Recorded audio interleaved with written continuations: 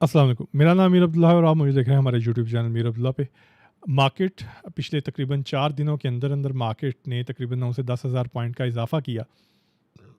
ऐसा क्या हुआ मार्केट के अंदर इतना एग्रेसिव पुल बैक आया और कुछ सिलेक्टिव स्टॉक्स ही मार्केट के अंदर क्यों चल रहे हैं जिन्होंने तकरीबन 80% मार्केट के इंडेक्स को ड्राइव किया है, जिसके अंदर बैंक्स के कुछ मेन स्टॉक्स हैं और फर्टिलाइज़र के स्टॉक्स हैं।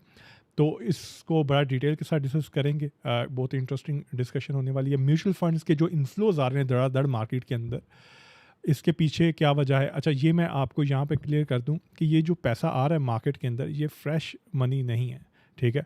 इसको मैं डिटेल के साथ एक्सप्लेन करूँगा। बड़ी इंटरेस्टिंग डिस्कशन आज होने वाली है। फॉरेन कॉर्पोरेट्स की जो सेलिंग है, इसके ऊपर डिस्कस करेंगे। मतलब वो लगातार बेचे ही जा रहे हैं और टॉप पोटेंशियल स्टॉक्स जो होल्डिंग के लिए हैं, मतलब आप उसको कुछ अर्सा होल्ड कर सकते हैं। पिछली 1-2 वीडियोस के अंदर हमने चीज़ों को डिस्कस किया, लेकिन स्टॉक्स को डिस्कस नहीं कर सके, तो स्टॉक्स भी आपके साथ शेयर करूँगा जिनके अंदर कैपेसिटी है कैपिटल गेन देने की, ज़्यादा कैपिटल गेन देने की, ठीक है? चंद स्टॉक्स मैं डिस्कस करूँगा, इंडेक्स के लेवल्स को डिस्कस करेंगे और शुरू करते हैं। ये जो मार्केट के अंदर एक एग्रेसिव मूवमेंट आई है, माशाल्लाह 1,30,000 के ऊपर इंडेक्स तो आ गया, लेकिन क्या वजह है कि कुछ ख़ास स्टॉक्स ने ही बहुत ज़्यादा परफॉर्म किया।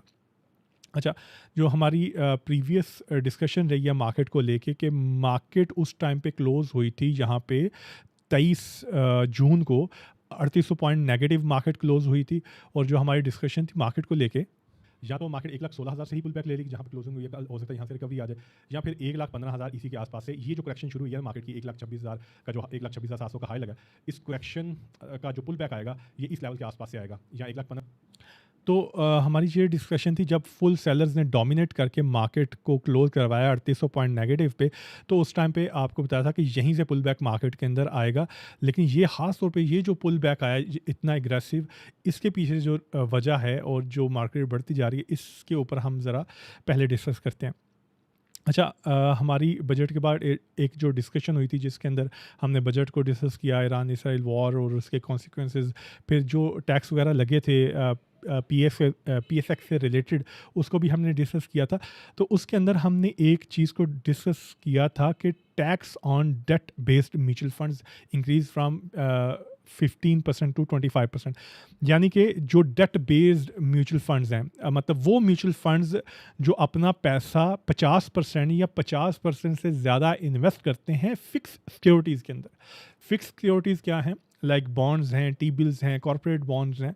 यहाँ पे वो अपनी जो अपनी पोर्टफोलियो है उसका 50% या इससे ज़्यादा एलोकेट करते हैं। तो गवर्नमेंट ने बजट के अंदर 15% से टैक्स बढ़ा के 25% कर दिया।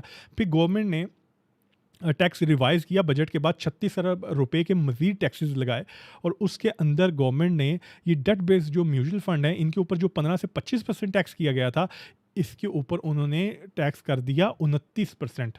ठीक है, डेट बेस्ड म्यूचुअल फंड के ऊपर 29% टैक्स कर दिया। अब दूसरी तरफ जो इक्विटी फंड है जो स्टॉक मार्केट में इन्वेस्ट करते हैं, उनके ऊपर टैक्स रखा गया 15%। अब यहाँ पे गवर्नमेंट ने बहुत एक सियानी चाल चली। उसके अंदर क्या हुआ कि गवर्नमेंट ने टैक्स को एक टाइप की म्यूचुअल फंड के ऊपर बढ़ा दिया और इक्विटी फंड्स के ऊपर 15% रखा। गवर्नमेंट को कुछ करना भी नहीं पड़ा और पैसा उधर से निकल के इधर आ रहा है, नया पैसा भी नहीं लग रहा और मार्केट आपकी जो है, आपका जो इंडेक्स है और आपकी मार्केट की कैपिटलाइजेशन है वो ग्रो कर रही है। अब जिस तरह से, और लास्ट वीडियो के अंदर एक करेक्शन भी थी, इस वीडियो के अंदर हमने जो डिस्कशन की थी ये मैंने आपको इस हवाले से बताया था, जो म्यूचुअल फंड ने सेलिंग की थी और इक्विटी फंड मैंने बोला था वो डेट बेस्ड म्यूचुअल फंड, वो नीचे मैंने बार कमेंट के अंदर मेंशन भी कर दिया था। खैर, तो अब फॉर एग्जांपल जो डेट बेस्ड म्यूचुअल फंड है, ठीक है, जिसकी फॉर एग्जांपल 100 रुपये का उसका पोर्टफोलियो है, उसने 50 रुपये या 50 रुपये से ज़्यादा फिक्स सिक्योरिटीज़ के अंदर इन्वेस्ट किए हुए हैं और बाकी का जो पैसा है उसने कह लें कि वो इक्विटी फंड के अंदर इन्वेस्ट किया हुआ है, सॉरी इक्विटीज़ के अंदर इन्वेस्ट किया हुआ है, ठीक है, स्टॉक्स के अंदर इन्वेस्ट किया हुआ है। तो अब जो इस डेट बेस्ड म्यूचुअल फंड का जो इसका रिटर्न होगा, उसके ऊपर जो टैक्स लगेगा वो लगेगा 29% का, ठीक है। लेकिन इक्विटीज़ फंड के ऊपर जिन्होंने स्टॉक्स के अंदर ही इन्वेस्टमेंट करते हैं, 50% से ज़्यादा उनकी स्टॉक में इन्वेस्टमेंट होती है, उनके ऊपर जो टैक्स है उनके ऊपर 15% ही रखा गया। तो अब यहाँ से जो पैसा है, फॉर एग्जांपल 100 रुपये में से 60 रुपये फिक्स सिक्योरिटीज़ के ऊपर है और बाकी के 30 रुपये 40 रुपये इक्विटीज़ के ऊपर, तो वो इक्विटी वाला पैसा इस डेट बेस्ड म्यूचुअल फंड से निकल के यहाँ पे इक्विटी फंड्स के अंदर आ रहा है, ताकि जाहिर सी बात है अपने टैक्स को कम किया जा सके। 29% से डायरेक्ट आपका 15% पे टैक्स आ जाएगा, जिसकी वजह से आप इनफ्लोज देख रहे हैं कि यहाँ से निकल के जो शुरू में हमने देखा था कि जब हमारी मार्केट ये नेगेटिव हुई थी, उस टाइम पे भी बताया था 3800 पॉइंट जो मार्केट नेगेटिव हुई है ये ईरान इसराइल वॉर की वजह से नहीं हुई, क्योंकि उनकी तो सुलह होगी, दुनिया की मार्केट स्टेबल है। ये जो मार्केट हमारी नीचे गई है ये म्यूचुअल फंड की सेलिंग की वजह से गई है, और ये जो टैक्स को बढ़ाया गया 29% तक कर दिया गया है, ये उस वजह से हुई। तो वो इनिशियली ये जो आउटफ्लोज आए थे वो डेट बेस्ड म्यूचुअल फंड्स की तरफ से आए, तो अब वो पैसा निकल के साथ में यहाँ पे आ रहा है, जो कि आप फिर देख रहे हो कि स्टॉक मार्केट के अंदर रिफ्लेक्ट कर रहा है। अब इस डिस्कशन को कंटिन्यू करने से पहले मैं यहाँ पे एक और आपको रेफरेंस देता हूँ। आपको पता है जब हमारी मार्केट यहाँ पे थी 80,000 पे थी, तो उस टाइम पे मैंने एक आपको बड़ी तफसील के साथ सारा सिनेरियो समझाया था, एक्सप्लेन किया था कि ये जो आपकी पूरी मार्केट ऊपर जा रही है, ये म्यूचुअल फंड्स के थ्रू पैसा जो सारा आ रहा है, जब तक ये पैसा आ रहा है तब तक आपकी मार्केट ऊपर जा रही है, जब तक ब्लड आ रहा है पैसा मार्केट जो मार्केट है वो ऊपर जा रही है।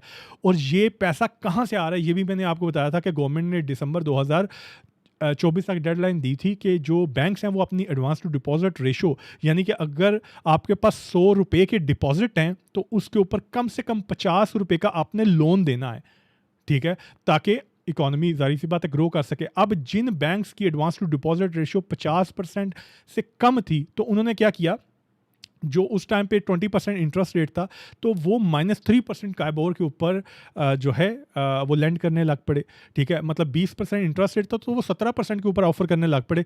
तो अब जो बड़ा इन्वेस्टर है उसने क्या किया, वहाँ से 17% के ऊपर पैसा उठाया, ठीक है, बैंकों से, और जाके वो पैसा दे दिया गवर्नमेंट को टी बिल्स के अंदर, और वहाँ से जो पैसा फ्री का जो बनाया वो पैसा निकल के यहाँ पे वो फ्री मनी जो थी वो हमारी स्टॉक मार्केट में आती रही और हमारी स्टॉक मार्केट पंप करती थी। ये सारा सिनेरियो उस टाइम पे मैंने आपको एक्सप्लेन किया था, और जिसके अंदर फिर हमने देखा हमारी मार्केट ने बहुत अच्छा परफॉर्म किया।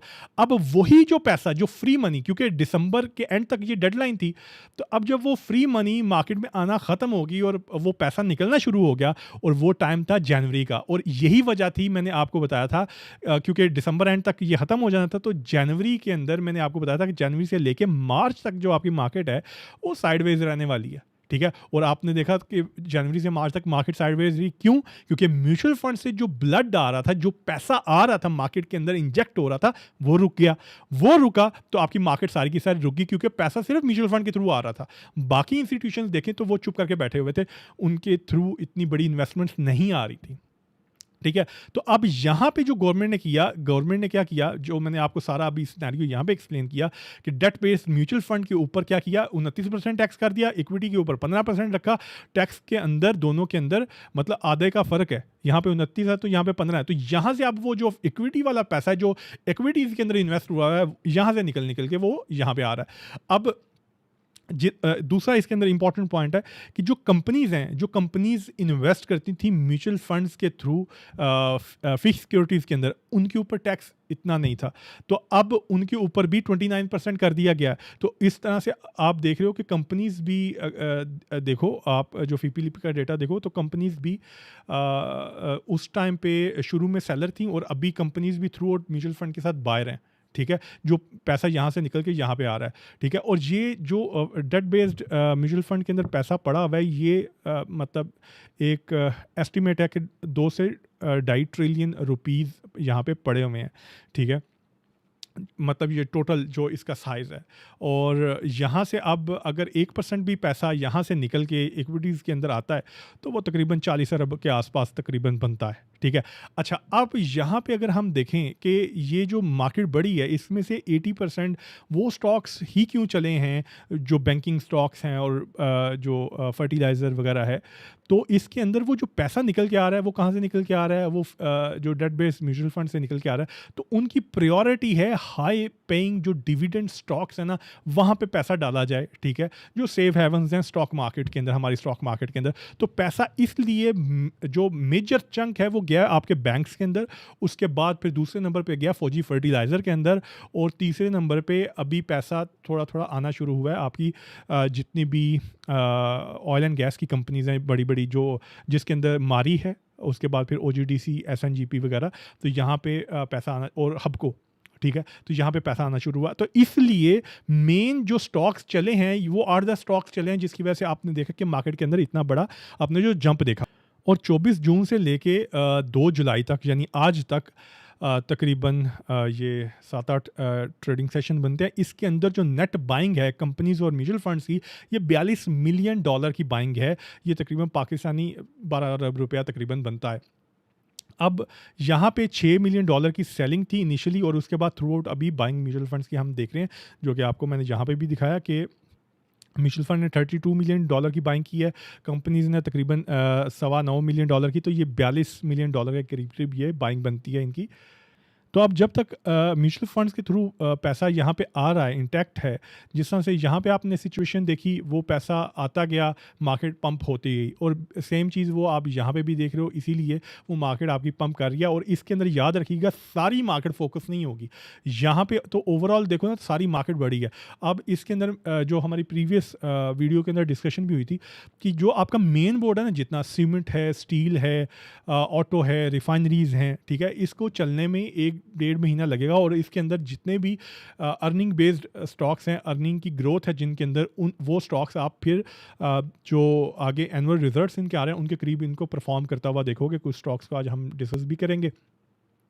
तो आपने इस चीज़ के ऊपर अगेन, जब मैंने लास्ट टाइम भी बताया था, जब 80,000 से मार्केट चलना शुरू हुई थी, तो इस चीज़ पे आपने नज़र रखनी है, जब तक यहाँ से पैसा आ रहा है म्यूचुअल फंड्स, ठीक है, जहाँ पे इनका पैसा आना रुका, मार्केट का कोई भी लेवल हो मार्केट रुक जाएगी, ठीक है। तो ये इंपॉर्टेंट है, इसके ऊपर आपने नज़र रखनी है। उसके बाद फॉरेन कॉर्पोरेट्स की सेलिंग के ऊपर बात करेंगे। अक्सर लोग क्वेश्चन पूछते हैं कि फॉरेन कॉर्पोरेट्स क्यों सेलिंग कर रहे हैं, क्या उनको हमारी इकॉनमी बेहतर होती हुई नज़र नहीं आ रही। और बल्कि यहाँ पे अगर हम देखें 24 जून से लेके आज तक, ये पिछले 7-8 दिनों में जो म्यूचुअल फंड ने बाइंग की है, तो फॉरेन कॉर्पोरेट्स जो हैं वो आपके सेलिंग के ऊपर रहे हैं। $20 मिलियन की उन्होंने सेलिंग की है ये पिछले 6-7-8 दिनों के अंदर। और ये मैं आपको बता दूं, पिछले 3 महीने के अंदर फॉरेन कॉर्पोरेट्स $86 मिलियन की सेलिंग कर चुके हैं। और अगर इनकी बात की जाए पिछले 1 साल की, तो 300-350 मिलियन डॉलर की इनकी सेलिंग है 1 साल में अभी तक, ठीक है। तो फॉरेन कॉर्पोरेट्स के लिए सबसे बड़ा जो मसला है ना हमारे मुल्क के अंदर, वो हमारे मुल्क की एक तो करेंसी और दूसरा मुल्क का जो जीडीपी ग्रोथ है। जब आपके मुल्क के अंदर जीडीपी ग्रोथ आएगी, जिस तरह से हम प्रीवियस ईयर की अगर हम जीडीपी देखें तो वो 2.6% था, ठीक है, जो ऑलमोस्ट ज़ीरो है, क्योंकि आपकी 2.5% के हिसाब से तो जो पॉपुलेशन बढ़ रही है, तो इतने ही लोग नए पैदा हो रहे हैं जितना आपका जीडीपी है, तो ज़ीरो आपका जीडीपी है। और इस साल जो गवर्नमेंट का 4+ का टारगेट है, तो वो भी मैंने आपको बताया था कि वो 3.5-3.3 इसके आसपास कहीं पे अचीव हुआ। जैसे आपका जीडीपी जाएगा ना 4% से ऊपर, और आपकी करेंसी भी साथ स्टेबल रहेगी, तो फिर मेरे ख्याल से शायद आपका फॉरेन जो इन्वेस्टर यहाँ पे आए, क्योंकि पिछले जो 4-5 साल के अंदर डज लगी है ना फॉरेन इन्वेस्टर को, जो 2017 से लेके 2022 तक, उसके अंदर मार्केट भी नीचे गई और करेंसी भी डिवैल्यू हुई, तो उसको दोनों तरफ से मार पड़ी है, ठीक है। तो जितने भी पाकिस्तान के अंदर बड़े बड़े इन्वेस्टर्स फॉरेन के रहे हैं, वो तकरीबन अपने पोर्टफोलियोज़ को खाली कर चुके हैं, मतलब काफ़ी हद तक खाली कर चुके हैं, जो बड़े बड़े इन्वेस्टर्स हैं, बड़े बड़े फंड्स हैं। आप इवन के जो फ्रंटियर मार्केट इंडेक्स है, जहाँ पे पाकिस्तान की अभी कंपनीज़ को ऐड भी किया जाता है और पाकिस्तान की वेटेज को भी इम्प्रूव किया गया है, उसके बावजूद जो रीबैलेंसिंग डे होता है, उसमें जो फॉरेन इन्वेस्टर्स हैं उनका इनफ्लो आउटफ्लो हमारी कंपनीज़ के अंदर ज़ीरो होता है तकरीबन, ठीक है। तो मतलब उनका इंटरेस्ट ही नहीं रहा पाकिस्तान के अंदर। जो पाकिस्तान का इकोनॉमिक साइकिल है, जो बार बार चेंज होता रहता है हर कुछ साल के बाद, और जिसके अंदर ख़ास तौर पे सबसे बड़ी वजह करेंसी डिवैल्यूएशन, जिसकी वजह से डबल मार पड़ती है फॉरेन इन्वेस्टर को। तो मेन मतलब जो अगर वजूहात देखें तो ये हैं। तो आपका जीडीपी ग्रोथ के ऊपर जब एक्चुअली में जाएगा, तो फिर हो सकता है कि आपका ये जो फॉरेन इन्वेस्टर है वापस आए, तब तक तो, और आपकी करेंसी स्टेबल रहे, ठीक है। अच्छा, टॉप पोटेंशियल स्टॉक्स के ऊपर अगर हम बात करें, तो पहले मैं आपके साथ कुछ स्टॉक्स शेयर करता हूं जिन्होंने पूरी मार्केट को लिफ्ट किया है, ठीक है। पिछले 4 दिन के अंदर जो आपने 10,000 पॉइंट का इजाफा देखा, उसमें से 8,000 पॉइंट इन स्टॉक्स ने लिफ्ट किए हैं, जिसके अंदर मिज़ान को अगर आप देखो तो 320 से 360, और हाई उसने तकरीबन 365 का लगाया है। यूबीएल को अगर आप देखो 270 से ये तकरीबन 305-310 तक गया है। उसके बाद HBL है, या फिर बैंक अल हबीब है, MCB है, FFC को अगर हम देखें वो 380 रुपये से तकरीबन 420 रुपये तक गया है। उसके बाद फिर आपका बैंक अल हबीब यहाँ पे, और ये वाला कौन सा था ऊपर वाला, अच्छा बैंक अल हबीब 2 दफ़ा लग गया। अच्छा, तो ये जो कुछ बैंक्स हैं, मेन बैंक्स, वैसे तो बैंक के बाकी सारे स्टॉक्स ने भी अच्छा परफॉर्म किया। अब बैंकिंग सेक्टर का मसला ये है ना, मैं खुद बैंकिंग सेक्टर के स्टॉक्स के अंदर काम करता हूँ, ना आवाम की जो मेजॉरिटी है वो इस सेक्टर के अंदर काम करती है, तो इसलिए इस सेक्टर से ज़्यादा लेना देना आवाम का नहीं है, ठीक है, जिन्होंने मेन पॉइंट्स ड्राइव किए हैं। उसके बाद अगर हम स्टॉक्स की बात करें, ठीक है, कि ये जो आपकी इन्वेस्टमेंट्स आ रही हैं एक फ़ंड से निकल के दूसरे फ़ंड में, और हाई डिविडेंड पेइंग स्टॉक्स के ऊपर भी उनका फोकस है, तो इंडेक्स वाले जो स्टॉक्स हैं, हैवी स्टॉक्स हैं, ठीक है, जिसके अंदर ऑयल एंड गैस के अभी स्टॉक्स ने कोई ख़ास परफॉर्म नहीं किया।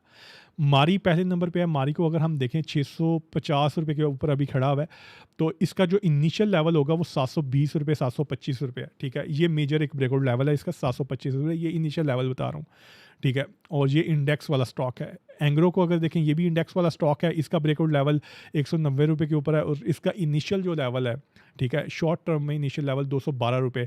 और ये याद रखिएगा, ये डिपेंड करता है म्यूचुअल फंड्स के ऊपर, जब तक वहाँ से पैसा इनफ्लो आता रहता है, ठीक है। उसके बाद अगर OGDC को देखें, तो OGDC का मेजर ब्रेकआउट लेवल 235 रुपये है। इनिशियल लेवल इसका 235 है। ये ब्रेकआउट होता है तो उसके बाद इसके अंदर एक अच्छी रैली एक्सपेक्ट की जा सकती है। SNGP को देखें तो इसका ब्रेकआउट जो लेवल है 125 रुपये कह सकते हैं आप, 123 रुपये, 25 रुपये इसका ब्रेकआउट लेवल है, और इनिशियल जो इसका अपसाइड लेवल है 140 रुपये है। उसके बाद अगर हम हबको की बात करें, इसका मेजर ब्रेकआउट लेवल 145 है, इसके बाद इसके अंदर बाइंग करनी चाहिए। PSO को अगर देखें, इनिशियल जो इसका ब्रेकआउट लेवल है वो 425 रुपये है, और अभी जो खड़ा हुआ है 388 रुपये के अंदर, ये कंसोलिडेशन में खड़ा हुआ है, 390-95 से ऊपर इसके अंदर बाइंग करनी चाहिए। इसके अलावा MTL को देखें तो इसका जो इनिशियल लेवल होगा, टारगेट होगा, वो 625 रुपये बनता है। ये वो स्टॉक्स हैं, ये सारे मैंने जो आपको बताएं इंडेक्स बेस्ड स्टॉक्स बताएं, ठीक है। इसके अलावा मैं अब स्टॉक्स बताता हूँ जो कैपिटल गेन के हवाले से जो स्टॉक्स इंपॉर्टेंट हैं, ठीक है, अगर आपकी होल्डिंग कैपेसिटी है। अच्छा, अक्सर लोग नीचे आके कमेंट करते थे कि भाई नेटसोल हमने आपकी रिकमेंडेशन के ऊपर बाय किया हुआ है, 240 रुपये आपने टारगेट दिया हुआ है, तो ये भी बड़ा नहीं है। बड़े उस टाइम पे भी मैंने साथ बताया था कि इसकी जो बाय बैक है वो कंप्लीट होगी जून एंड पे, उसके बाद ये चलना शुरू होगा, ठीक है। अब उसकी बायबैक कंप्लीट हो गई है, 2 अपर कैप उसने स्ट्रेट मारे हैं, ठीक है। टारगेट सेम ही है 240, लेकिन एक बात याद रखना, ये जो सारी चीज़ें हैं, ये जो मौजूदा आपके सर्कमस्टांसेस हैं, कोई बड़ा मेजर चेंज आपकी इकोनॉमी में या वर्ल्ड में आया तो फिर उसके हिसाब से चीज़ें देखी जाती हैं, और प्लीज़ अपना दिमाग इस्तेमाल किया करो। और अगर होल्डिंग कैपेसिटी है तो उसके अकॉर्डिंग होल्ड करना, ये 2-4 दिन के अंदर 240 नहीं होगा, ठीक है। कम से कम एक फाइनेंशियल ईयर का आप सोच कर रखो, कम से कम, ठीक है। तो उससे पहले हो जाए तो वो आपकी गुड लक है, क्योंकि मैं आपको एग्जैक्ट टाइम नहीं देना चाहता, फिर वो लोग एक्सपेक्टेशंस बढ़ा के बैठ जाते हैं, ठीक है। और रिस्क को अपने आपने खुद मैनेज करना है। GHNI ऑटो के अंदर मुझे सबसे जो फेवरेट लगता है वो GHNI है, जिसके अंदर मेरे ख्याल से कैपेसिटी है आउट परफॉर्म करने की। इनिशियल इसका जो लेवल है 750 रुपये है, अगर होल्डिंग के लिए देखा तो मेरे ख्याल से इसके अंदर डबल होने की कैपेसिटी है 1100 रुपये तक, ठीक है। यहाँ तक ये जा सकता है। SSGC को अगर हम देखें तो इसके अंदर इनिशियल इसके अंदर कैपेसिटी है 55 रुपये, इवन 60 रुपये तक ये परफॉर्म कर सकता है, ठीक है। और उसके बाद सर्ल को अगर हम देखें, अच्छा, ये स्टॉक्स मैं जो आपको बता रहा हूँ, ये पहले मैंने हमारी कम्युनिटी के अंदर भी बताया। मैं GHNI को 640 रुपये के ऊपर बताया था, SSGC को यहीं पे 42-43 रुपये के ऊपर बताया था, और नेटसोल को आपको काफ़ी पहले का बताया हुआ है, ठीक है। सर्ल का बताया था, सर्ल का 150 रुपये का मेरा वैसे मेन जो टारगेट है वो 150 रुपये का है, लेकिन ऑफ कोर्स होल्डिंग के साथ, ठीक है। ये 2 हफ्ते होल्ड करके, एक महीना होल्ड करके आ जाओ तो भाई नीचे लिखो कि भाई ये 150 हुआ नहीं है, तो ऐसे सट्टे में चीज़ें नहीं चलती, ठीक है। पाक इलेक्ट्रॉन को अगर देखें तो इनिशियली 55 और 65 रुपये के होल्डिंग अगर कैपेसिटी है, तो उसके साथ ये target achievable, easily achievable targets हैं। ये वो स्टॉक्स आपको बता रहा हूँ जिनके अंदर कैपिटल गेन आपको अच्छा मिल सकता है। SCEPL के अंदर देखा जाए तो इनिशियल टारगेट इसका मेरे ख्याल से 135 रुपये बनता है। कंपनी इंप्रूव कर रही है, अर्निंग इंप्रूव कर रही है, और आगे भी फर्दर आप इसकी अर्निंग के अंदर इंप्रूवमेंट देखोगे। सेम विद डॉल है, और डॉल का टारगेट अगर आप होल्ड कर सकते हो तो इसके अंदर भी कैपेसिटी है 70-75% अपसाइड जाने की, 50 रुपये तक इसके अंदर ये जा सकता है। उसके बाद DG हाँ को देखें, DGKC सीमेंट को, तो इसका मैंने टारगेट टारगेट अपनी कम्युनिटी को भी दिया था कि 200 रुपये तक तो इनिशियली ये चला जाएगा। अगर आपकी होल्डिंग कैपेसिटी है तो 240 रुपये आराम से आपको ये दिखा सकता है। लंबे चौड़े पैटर्न्स इस्तेमाल नहीं किए मैंने, जस्ट फंडामेंटल्स और टेक्निकल्स को मिला के आपको लेवल्स बताएं कि ये लेवल्स इनके अचीवेबल हैं।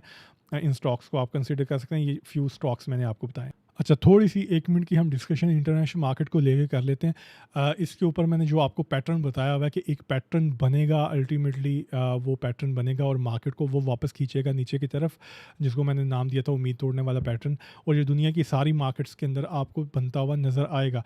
और ये मैंने आपको एक दफ़ा नहीं 3 दफ़ा रिपीट करके कहा था कि ये इवेंट बेस्ड पैटर्न होगा। ये मार्केट खुद नीचे नहीं आएगी, कोई इवेंट बनेगा ऐसा जो मार्केट्स को खींच के नीचे लेके आएगा। और इन केस 20% चांसेस है अगर ये पैटर्न नहीं बनता तो मार्केट्स फिर मेजर कंसोलिडेशन के अंदर रहेंगी। जिस तरह से अगर US 30 को देखें तो 2 लेवल्स थे, अभी सेकंड लेवल की तरफ वो जा रहा है। US 100 को अगर हम देखें तो वो जो लेवल था हमारा, जिसको हमने डिस्कस किया था, उससे स्लाइटली ऊपर है, 22,300 से 22,600 के ऊपर है। अगर हम यूरोपियन खास तौर पे मार्केट्स को देखें तो वो सारे वो मेजर जो लेवल्स हमने डिस्कस किए हैं उनके अंदर ही वो जो इंडेक्स हैं यूरोपियन मार्केट्स के वो चल रहे हैं। ठीक है, जिस तरह से ये जहाँ पे हमने लाइंस लगाई हुई हैं उन्हीं के अंदर अंदर ये सारे के सारे इंडेक्स चल रहे हैं। ठीक है, और सेम PSX के बारे में भी मैंने आपको बताया था कि ये इवेंट बेस्ड पैटर्न होगा। ये ऐसा नहीं है कि मार्केट आप वेट करते रहो कि मार्केट नीचे आएगी और फिर हम बाय करेंगे।